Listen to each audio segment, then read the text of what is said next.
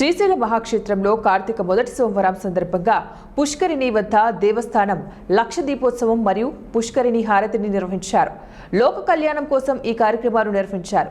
లక్ష దీపోత్సవం ఈ దీపోత్సవ కార్యక్రమంలో పుష్కరిణి ప్రాంగణమంతా కూడా దీపాలను ఏర్పాటు చేయడం జరిగింది. పుష్కరిణి హారతి దశవిధ హారతులు సోమవారం సాయంత్రం 6:30 నుంచి ముందుగా శ్రీ స్వామి అమ్మవార్లకు మరియు పుష్కరిణి దశవిధ హారతులు శాస్త్రోక్తంగా ఇవ్వబడతాయి.